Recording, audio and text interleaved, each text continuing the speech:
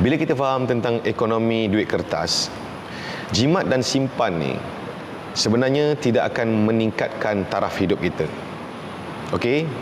Sebab saya yakin majoriti orang telah mengamalkan konsep jimat dan simpan, dan saya tak pernah lagi jumpa orang yang sukses dalam keuangan antara dia punya strategi utama dia adalah jimat dan simpan. Saya tak pernah dengar, saya tak pernah baca, tak pernah masuk Mastika, tak pernah masuk Mangga, tak pernah masuk URTV, tak pernah masuk berita, tak pernah masuk mana-mana rancangan bahawa orang yang sukses financial dia ataupun bahasa senang dia kaya adalah orang yang jimat dan simpan.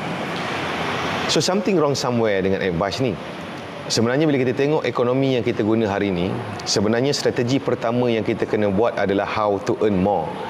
Macam mana sepanjang hidup kita ni, macam mana kita always nak fikir macam mana cara untuk tambah pendapatan. Kemudian barulah kita boleh jimat dan simpan serta sebagainya. First, mindset kita always how to earn more. Macam mana nak tambah income. Sebab dari segi mindsetnya, jimat dan simpan ni adalah defensive mindset. Korang setuju? Jimat dan simpan adalah defensif punya mindset. Kita tak akan belajar banyak benda baru dengan strategi jimat dan simpan. Kita tak akan kenal ramai orang baru dengan strategi jimat dan simpan.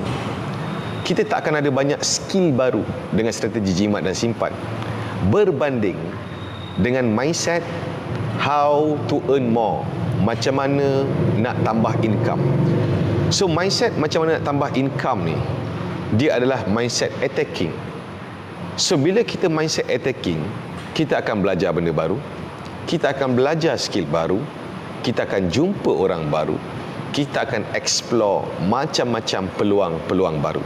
Secara tak langsung, sebagai individu, hidup kita juga akan semakin berkembang. Pola pemikiran kita juga akan semakin berkembang. Circle kita juga akan semakin berkembang. Itu kesan dia apabila kita mengamalkan konsep bagaimana untuk tambah pendapatan. Okey? Sebab ramai orang dia tak perasan. Kita telah dimomokkan supaya kita always looking for settle down. Betul? Settle down. Faham tak? Okay. So ramai orang matlamat dia adalah untuk settle down. Sedangkan bila kita faham tentang ekonomi duit kertas, contoh guys, kalau korang ingat ketika corona bana, dulu kita semua faham looking for security, betul? Kita always mencari apakah benda yang selamat supaya kita play safe dan selamat, betul? Korang ingat tak ketika corona bana beberapa tahun yang lepas, yang korang kelang kabut pakai mask 2 lapis 10 kili dulu, ingat? Sampai pakai glove beli tembikai, kau ingat lagi? Corona bana. Ketika corona bana, korang ingat tak ada ramai orang yang dia ada kerjaya profesional ataupun kerjaya yang biasa, telah ditamatkan perkhidmatan dia, ataupun bahasa senang kena buang kerja. Korang ingat tak berapa ramai kena buang kerja? Dan korang ingat tak ada ramai usahawan dan banyak company besar dan kecil tutup ketika corona bana. Betul? So apa yang kita boleh faham hari ni guys? Corona bana, walaupun dia adalah bana, walaupun dia adalah sejenis kepala bana, corona bana sebenarnya telah mengajar kita banyak perkara-perkara baru. Antaranya, bila kita tengok apa yang terjadi kepada ramai orang terhadap tahap keuangan diorang, yang mana diorang tak pernah sangka bahawa diorang akan ditamatkan kerja, dibuang kerja. Jadi saya belajar satu benda, dan kita kena belajar satu benda, bahawa sebenarnya looking for security, mencari benda-benda yang terjamin ni sudah tidak relevan lagi. So kita kena mansuhkan mindset mencari kerjaya yang terjamin ataupun mencari hidup yang terjamin. Sebab kita kena masukkan mindset baru, iaitu always be prepared. Untuk orang yang always be prepared, dia tidak akan sentiasa rasa selesa. Orang yang tidak akan rasa selesa, mustahil untuk dia duduk relax, walaupun dia sudah ada kerjaya yang terjamin, dia always akan explore benda baru, always akan belajar benda baru, sebab dia tahu bahawa anything can happen. Dia always be prepared. Sebenarnya kalau kita tengok konsep dunia ni, kat mana kita boleh belajar, alhamdulillah kita ni orang Islam. So bila kita baca Quran, kita semua yakin dan beriman bahawa setiap yang hidup pasti akan mati. Betul tak guys? Kita semua hidup, pasti kita akan mati. Namun mati bila, mati macam mana, mati dekat mana, tak ada siapa yang tahu. Dia penuh dengan rahsia. Apa tujuan dia? Tujuan dia supaya kita manusia ni sentiasa bersedia. Kod-kod tiba-tiba Tuhan ambil nyawa kita, adakah kita sudah bersedia? Jadi hikmah dia dalam bagaimana Allah menciptakan kita di muka bumi ni, dan Allah menjadikan mati namun dirahsiakan supaya kita sebagai manusia always be prepared. Prepare amalan kita, prepare apa yang kita buat dalam hidup, prepare apa yang kita buat ketika orang lain tak nampak. Kita always be prepared. Jadi begitu juga halnya dengan urusan dunia. Bagaimana mungkin dalam dunia yang menggunakan ekonomi duit kertas ni kita boleh rasa terjamin? Kalau betul lah terjamin, saya nak tanya, ada ramai yang tonton hari ni kawan-kawan kita yang sedang berada di ofis, pakai jaket hitam, ada logo Jatinegara, ada nama di sebelah kanan dia, baru naik daripada sarapan pagi. Kalau betul terjamin, okey, cuba tanya dia orang, kalau betul terjamin dan kerjaya ni adalah selamat, cukup dengan income ni, tanya dia orang, keras tak hidup ni kawan-kawan? Bila income yang sama, cost of living semakin meningkat. Bila income yang sama, harga barang semakin meningkat. Bila income yang sama, duit kertas semakin susut nilai dia. Sebab tu ramai orang semakin keras. Jadi cadangan saya, it's okay kalau korang pilih untuk ada kerjaya yang terjamin. Cuma jangan rasa terjamin sehinggakan hari ini tak buat apa-apa. Okey? Always kena fikir, semua orang kena ada tanggungjawab, terutamanya lelaki. Saya nak tanya kawan-kawan lelaki, saya nak tanya korang, dalam hidup yang serba keras hari ini, dengan modern ekonomi, dengan inflation, saya nak tanya korang jawab jujur. Cukup ke untuk kita sebagai ketua keluarga mengharapkan satu sahaja pendapatan untuk menampung keluarga? Cukup ke guys? Okey, kita kena jujur. Okey, sebab kalau kita tak jujur, kita kesian dekat orang lain yang mana dia rasa hidup ni tak realistik. Okey, tak cukup betul. Dan saya yakin kita tak cukup ni bukanlah kita ni orang yang membazir, bukanlah orang yang enjoy, bukan yang membuta tuli. Sesiapa yang buat macam tu memang tak patut. Tapi saya berani jamin, majoritinya orang-orang yang memang dah habis jimat dah. Okey, kicap tamin pun dia isi balik air masak, goncang lagi sekali, jimat punya pasal. Saya yakin kita dah try guna strategi jimat dan simpan. Kadang-kadang bukan tak nak jimat dan simpan, benda pun tak cukup. Jimat kepala bana. Kau pernah tak ada perasaan tu? Saya dulu ada perasaan tu guys. Ketika saya ada masalah keuangan, bila saya jumpa orang cakap kau ni kena jimat dan simpan, saya tak boleh brain tau. Kepala bana. Kau nak jimat dan simpan apa benda lagi? Sekarang benda ni tak ada. Faham tak? Benda tak ada sekarang ni. Okey? Nak jimat macam mana? Takkan nak sampai tak payah makan. Faham? Jadi saya punya cadangan kawan-kawan. Okey, tapi berita baiknya adalah walaupun kita sedang melalui inflasi, cost of living meningkat, hidup semakin keras, berita baik dia ialah hari ini kita ada banyak peluang untuk jana pendapatan. Betul tak kawan-kawan? Saya berani jaminlah hari ni ramai orang survive, balik kerja, sambung cedok, bawa Grab, Food Panda, boleh dapat RM150 untuk lepas isi minyak esok pergi kerja. Betul tak guys? Saya yakin hari ni ramai orang sambil-sambil kerja, dia buat affiliate, dia jual produk orang dekat online sambil-sambil tambah income, betul? Allah Maha Pengasih dan Maha Penyayang, guys. Sebenarnya kalau kita tengok balik, bila saya ingat zaman saya dulu, waktu tu keras, tapi tak banyak peluang. Betul tak kawan-kawan yang mungkin sebaya dengan saya? Dulu tak ada benda-benda Grab, e-hailing, freelance, live cari hantu, buat-buat live ni dulu tak ada, guys. Tapi hari ni, teknologi yang ada hari ni, internet yang ada hari ni, sepatutnya kita boleh keluar daripada masalah keuangan sebab ada terlalu banyak peluang. Okey? Terlalu banyak peluang hari ini. Cuma isunya, adakah korang willing untuk belajar? Adakah korang sanggup untuk belajar benda baru? Sebab sorry to say, masyarakat kita ni dia susah nak move on. Susah nak move on.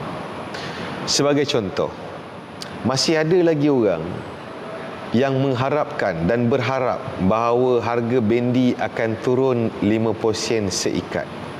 Masih ada lagi orang yang berharap bahawa harga sawi akan turun RM1 seikat. Now, saya nak tanya korang, jawab jujur, guys. Adakah hidup kita akan berubah kalau harga bendi turun 50 sen? Saya nak tanya korang, adakah hidup kita dan hidup korang akan berubah kalau harga bendi turun 50 sen? Okey, saya yakin dia takkan ada bagi impak pun kepada hidup kita, betul? Jadi, apa yang kita nak kena buat ialah kita kena terima hakikat bahawa dunia telah berubah. Hari ini, dunia yang kita hidup hari ini adalah dunia modern ekonomi, digital ekonomi, zaman attention ekonomi. Okey. Jadi sama ada kita willing untuk belajar atau kita always akan tertinggal ke belakang, terperosok ke 7 kerak bumi. Dan korang kena tahu, guys, korang tahu tak? Saya ada coach. Coach saya ni, coach saya punya gym ni, dia orang India tau. Dia datang daripada India. So, saya pernah tengok lah dekat India ni macam mana keadaan dia. Okay? Rakyat dia terlalu ramai, persaingan terlalu dahsyat, untuk dapat kerja terlalu susah. Okay? Jadi, coach saya cerita, dia kata pernah tak tengok dekat media sosial ni, video, kau pernah tengok kan, video dekat India, dia orang punya street food, dia buat teh tarik pun kadang dia boleh campak cawan tu, yang tebal-tebal roti, dia campak roti, lepas tu dia siap boleh buat benda-benda lain kat bawah ni, dia boleh tulis email apa semua, lepas tu roti turun balik. Kau pernah tengok tak? Okay, so kenapa dia orang buat macam tu? Disebabkan persaingan yang terlalu dahsyat, dia orang always kena be unique and be different. Sebab kalau dia jual teh tarik, satu langkah daripada dia, orang lain pun jual teh tarik kak. Kalau dia jual roti, satu langkah daripada dia, orang lain jual roti juga. So hyper kompetitif, persaingan yang sangat dahsyat. Okey, cuma yang seronoknya ialah persaingan yang dahsyat ni bagus. Dia akan merangsang seseorang itu untuk jadi sekreatif yang mungkin, serajin yang mungkin untuk survive. Sebab dia tahu kalau dia tak gunakan dua strategi ni, dia always akan terperosok ke 7 kerak bumi. Betul? Cuma bagi saya lah, dekat Malaysia ni dia masih belum terlalu sengit persaingan dia. Belum terlalu sengit. Walaupun dia dah start hyper kompetitif, tapi tidak terlalu lagi. Sebab apa? Simple je, kita boleh baca daripada data. Kalau kau tengok orang yang meniaga hari ni, dia orang masih menggunakan metod yang sama, iaitu meniaga sambil tunggu. Dia still boleh dapat sale, still boleh survive. So persaingan tu dia belum rasa sangat. Dan kepada dia-orang yang belajar tu, kadang belajar walaupun CGPA dia rendah, tapi dia still boleh buat income, buat Grab apa semua, dia tak berapa rasa sangat persaingan tu. Okey, saya masih menantikan persaingan yang terlalu dahsyat Sebab saya rasa saya perlukan that kind of pressure. Sebab kalau tak, saya rasa saya selesa. Sebab hari ni, maafkan saya guys, saya rasa terlalu mudah untuk menang hari ni. Terlalu mudah. Sebab saya tak ada persaingan. Adalah pesaing, tapi pesaing tu dia semangat dia tak lama. Terlalu mudah. 7 hari semangat, satu tahun ada 365 hari. Dia semangat 7 hari, 200 hari lebih dia down. Terlalu mudah untuk menang. Lepas tu, kadang dia orang yang nak bersaing dengan saya ni, dia orang jenis cepat kecil hati. Bila orang cakap macam tu je, kecil hati, duduk dalam bilik, tak nak keluar daripada rumah. Terlalu mudah. Okey? Terlalu mudah untuk menang. Korang tak perasan ke? Korang perasan tak? Sebenarnya kan, kita kat Malaysia ni senang gila nak menang guys. Kalau korang tak menang, maksudnya korang geng dia orang. Jujur saya cakap, senang gila nak menang guys. Kau dalam apa pun, simple. Pertama, kau gajin. Kedua, kau kena do whatever it takes. Ketiga, kau kena be different. Keempat, kau kena consistent. Kelima, no hard feeling. Focus, execute on something. Kau fokus benda ni, kau boleh tawan setiap penjuru kejayaan. Sebab ramai orang ada masalah ni. Betul tak? Ya, saya nak tanya korang, kawan-kawan, boleh jujur. Siapa dekat sini dia ada masalah untuk konsisten? Siapa? Dia nak buat satu benda je, dia buat tapi dia tak konsisten. Siapa? Nak tanya.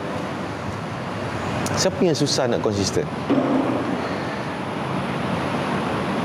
Tengok saya. Okey. Kepada korang yang mengaku korang susah nak konsisten, terima kasih banyak guys. Sebab orang macam korang lah, orang macam saya dan geng-geng yang boleh konsisten, boleh menang banyak tempat. Terima kasih tau guys. Kita ucapkan terima kasih untuk diorang guys. Thank you guys. Thank you very much. Sebab korang, kita orang senang gila nak menang. Dan nasihat saya, teruskan untuk tidak konsisten. Sebab konsisten ni susah guys. Okay, teruskan ikut perasaan korang, ikut mood, ikut ada rasa nak buat tak nak buat, korang teruskan guys. Sebab korang macam korang ni buatkan kita orang senang menang. Okay, but I'll improve. Abang lah menang. Yes, alhamdulillah.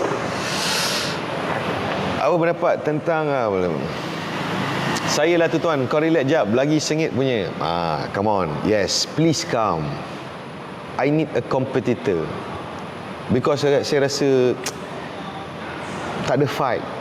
Please guys, wakillah sikit dalam beberapa orang. Saya nak cerita kat korang macam ni lah, contoh. Ini contoh tentang satu perkara. Okey, bagi saya, kenapa saya cakap macam ni? Saya sebenarnya memang saja nak sakitkan hati lelaki. Saya memang nak lukakan hati anak-anak jantan. Sebab saya lelaki, saya ada ego. Sepatutnya lelaki dia ada rasa nak compete. Betul? Sepatutnya. Kalau kau tak ada rasa, mungkin kau separuh masak. As a man, dia sepatutnya dia ada rasa nak compete. Kenapa dia boleh brother ni? Faham tak? Dia rasa nak compete each other. Dia rasa nak conquer something. Dia rasa nak jadi important. Dia rasa nak success in something. Man should kena ada feeling macam tu. Sepatutnya. Okay? Jadi, sebab tu saya suka cakap benda-benda yang menjentik dia orang punya ego, dengan harapan, sebab lelaki ni bila dia marah dan dia gunakan kemarahan dia ke tempat yang betul, dia boleh tawan dunia guys. Lelaki yang marah, kemudian dia ada self control, dia gunakan kemarahan dia untuk membangunkan hidup dia, dia boleh tawan dunia. Faham? Memang lelaki sepatutnya selalu dalam keadaan marah, excited, selalu dalam keadaan agresif. Cuma dia agresif semua ni untuk win on something. Faham? Tapi lelaki-lelaki weak, dia gunakan kemarahan dia untuk pukul bini dia. Dia gunakan kemarahan dia untuk dia bantai anak dia, dia gunakan kemarahan dia untuk digaduh dengan orang lain. Ini lelaki-lelaki weak. Sebab kalau kau betul-betul nak lawan, kalau kau betul-betul dalam keadaan marah, kau nak lawan, kalau betul kau nak lawan, kau lawan hidup yang keras ni. Ketika hidup ni nyak kau, ketika kau rasa tak ada semangat untuk konsisten, ketika kau rasa malas nak buat, ketika kau rasa tak ada mood, waktu tu kau lawan diri kau, kau lawan hidup yang keras ni. Pastikan kau sukses setiap penjuru hidup. Do you understand? Baru betul. Kalau tak, you guys just lelaki marah yang tak ada apa-apa.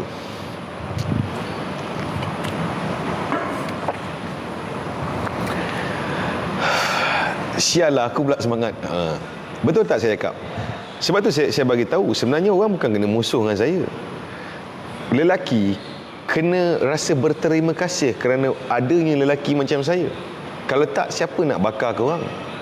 Betul tak? Sebab kita terlalu, sebab korang kena faham, masyarakat kita ni dia ada satu sentimen tak sampai hati nak cakap. Walaupun benda tu betul, tak sampai hati nak cakap. Tapi saya tak peduli. Saya always akan cakap benda yang betul. Engkau terasa ke, engkau kecil hati ke, pergi mampus sama korang. Sebab saya punya goal, saya nak korang rasa marah. Kalau korang tak suka saya pun, kalau korang guna marah tu untuk berjaya dalam hidup, itu yang saya nak. Faham tak? Dia macam ni. Kalau kau tak faham macam ni, saya miskin lama, guys. Saya miskin lama. Okay, saya nak tanya korang. Korang pernah tak lalui saat ketika korang terlalu perlukan duit tapi korang tak ada? Korang pernah tak lalui momen bini kau, anak-anak kau perlukan duit untuk keperluan hidup dia orang, untuk something, tapi kau tak mampu nak bagi? Kau pernah rasa tak?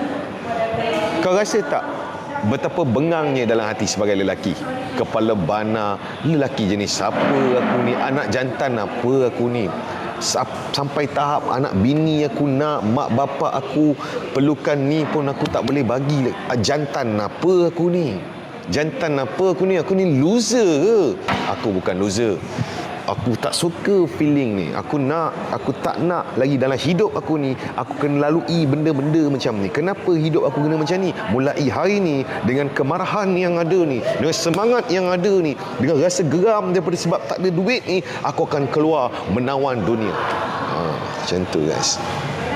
Baru betul. Sepatutnya lah. Namun, something to ponder.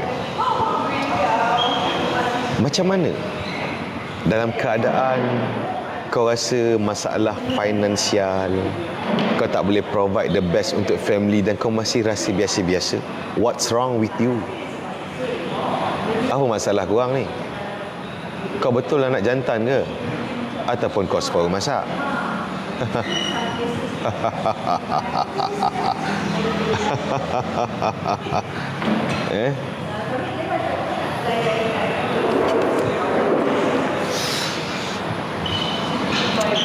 Terbakar tak kawan-kawan?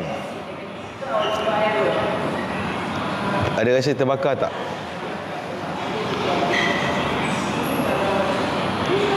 Sebab saya korang kena faham, saya bagi terbakar ni saya nak korang sukses tau. Okey? Sebab itu